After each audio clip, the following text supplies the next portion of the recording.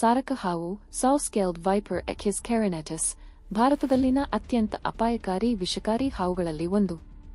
ಇದರ ದೇಹದ ಮೇಲಿರುವ ಸಣ್ಣ ಸೆರೇಟೆಡ್ ಗರಗಸದಂತೆ ಇರುವ ಚರ್ಮದ ತುಂಡುಗಳು ಪರಸ್ಪರ ರಬ್ಬಿದಾಗ ಸರ್ರ್ ಸರ್ರ್ ಎನ್ನುವ ಸದ್ದು ಬರುತ್ತದೆ. ಈ ಸದ್ದೇ ಇದಕ್ಕೆ ಸಾರಕ ಎಂಬ ಹೆಸರಿನ ಕಾರಣ.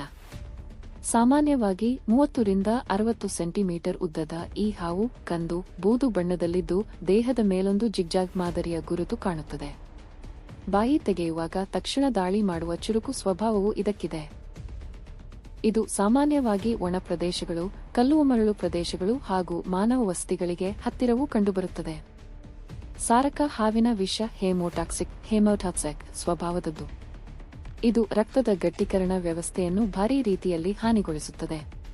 ಕಚ್ಚಿದ ನಂತರ ತೀವ್ರ ನೋವು, ಊತ, ರಕ್ತಸ್ರಾವ, ನೀರಿದ ರಕ್ತದ ಕಲೆಗಳು, ರಕ್ತದ ಒತ್ತಡ ಕುಸಿತ, ಒಳರಕ್ತಸ್ರಾವ, ಕಿಡ್ನಿ ಮೇಲೆ ಒತ್ತಡ, ಕೆಲವೊಮ್ಮೆ ಅಂಗಾಂಗ ವೈಫಲ್ಯ ಕಾಣಿಸಬಹುದು.